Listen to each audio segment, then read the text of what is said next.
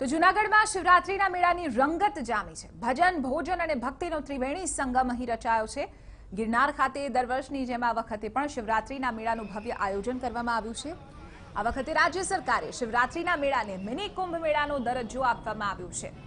આથી આ વખતનો જે શિવરાત્રીનો મેળો છે તે ખૂબ જ ખાસ છે। કુંભ મેળાની જાહેરાતથી રાજ્ય સરકારે કેટલીક ખાસ વ્યવસ્થા અને કાર્યક્રમનું આયોજન કર્યું છે। મિની કુંભ મેળો આ વખતે 6 દિવસ સુધી ચાલશે।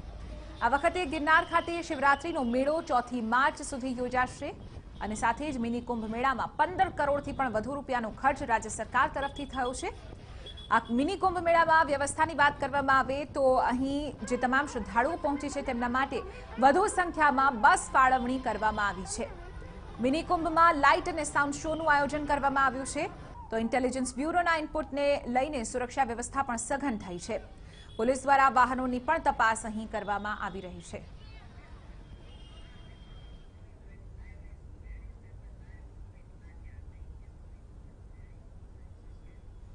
તો આજ મુદ્દે વધુ જાણકારી મેળવીશું TV9ના સંવાદદાતા મોહિત પાસેથી। મોહિત, જે રીતે મિની કુંભ મેળાનું આયોજન આ વખતે કરવામાં આવ્યું છે, એક રીતે પુલવામા એટેક થયો ત્યારબાદ એ કહેવામાં આવ્યું હતું કે સાદગીથી આ કુંભ મેળાનું આયોજન કરવામાં આવશે। અત્યારે આપ કયા પ્રકારની તસવીર આ મિની કુંભ મેળામાં જોઈ શકો છો અને અત્યારે શ્રદ્ધાળુઓની શું લાગણી છે અહીં પહોંચીને? મોહિત,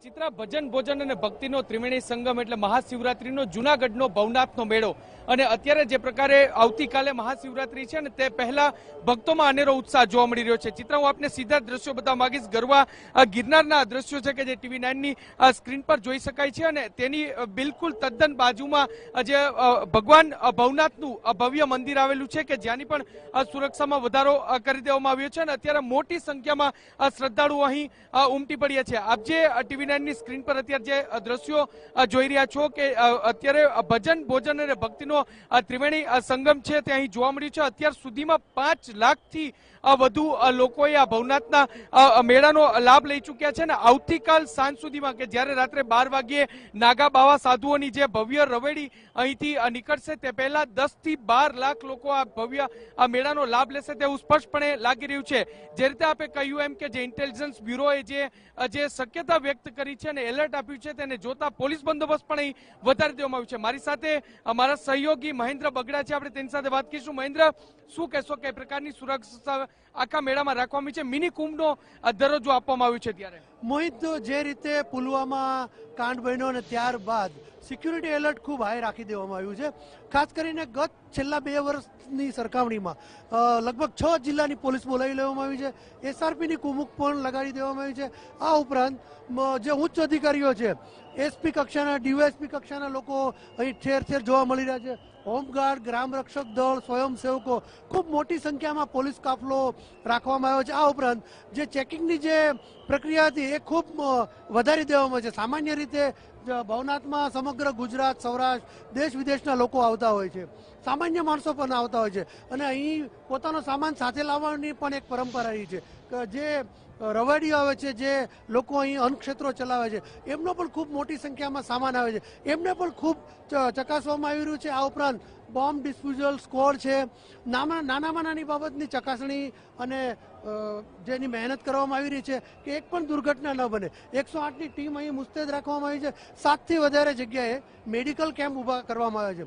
લગભગ 12 થી વધારે જેટલી 108ની ટીમ તો જે ભવનાથની પેરીફરી છે ત્યાં લગાવવામાં આવી છે। ખૂબ મોટી સંખ્યામાં લોકો અહીં આવી રહ્યા છે। એક અંદાજ મુજબ મોહિત, આજે લગભગ 6 લાખ જેટલા લોકો અંદર પ્રવેશી ગયા છે, કાલે વધુ 10 લાખ લોકો આવી શકે। આ સ્થિતિમાં જેને માનવ મહેરામણ કહેવાય, ખૂબ મોટી સંખ્યામાં તમે જોઈ શકો છો કે લોકો ઠેર ઠેર મેળાનો મજા લઈ રહ્યા છે, ભક્તિમાં લોકો લીન થઈ ગયા છે। ચોક્કસથી ચિત્રા, જે પ્રકારે અત્યારે TV9ની સ્ક્રીન પર આપ દ્રશ્યો જોઈ રહ્યા છો કે મોટી સંખ્યામાં જનસમૂહ છે તે અહીં જોવા મળી રહ્યો છે, લોકો અહીં ઉમટી પડ્યા છે। આજના દિવસમાં 6 લાખથી વધુ લોકો અહીં ઉપસ્થિત હોય તેવી શક્યતા વ્યક્ત કરવામાં આવી રહી છે ને આવતીકાલે 10 લાખથી વધુ લોકો આ માનવ મહેરામણ છે તે અહીં ઉમટે તે પ્રકારનું આયોજન છે તે કરવામાં આવ્યું છે અને જે સુરક્ષા વ્યવસ્થા છે તે પણ સઘન કરવામાં આવ્યું છે. અત્યારનો જે પ્રકારનો માહોલ છે, પોલીસ બંદોબસ્ત પણ ગોઠવવામાં આવ્યું છે, કારણ કે પુલવામાની જે ઘટના બની અને ત્યારબાદ જે પ્રકારના સ્થિતિનું નિર્માણ થયું તેને જોતા દેશભરમાં એલર્ટ આપવામાં આવ્યું છે અને એવા સમયે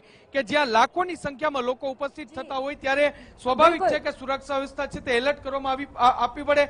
જે જરૂરિયાત વગરના વાહનો 5 કિલોમીટર બહાર વાહનો રાખવા પડી રહ્યા છે અને ત્યાંથી લોકો ચાલતા આવી રહ્યા છે, પરંતુ જે પ્રકારનો ઉત્સાહ અહીં જે આપને ટીવી સ્ક્રીન પર પણ જોવા મળતો હશે, જે પ્રકારનો ઉત્સાહ અહીં જોવા મળ્યો છે તેને જોતા અહીં લોકો છે તે મોટી સંખ્યામાં જે ઉમટી રહ્યા છે ને તેનો ઉત્સાહ છે તે પણ સ્પષ્ટપણે જોઈ શકાય છે. બિલકુલ આભાર મોહિત અને મહેન્દ્ર સમગ્ર મામલે જાણકારી આપવા બદલ. તો આપણે જણાવી દઈએ કે જે સીધી તસવીરો અમારા સંવાદદાતાએ ત્યાંથી પહોંચાડી, મોટી સંખ્યામાં જાણે કે માનવ મહેરામણ આ મિની કુંભ મેળામાં પહોંચી રહ્યું છે અને ભક્તિનો જે અનેરો કહી શકાય કે સંગમ અહીં થતો હોય છે તેનો લાહો પણ તેઓ લઈ રહ્યા છે.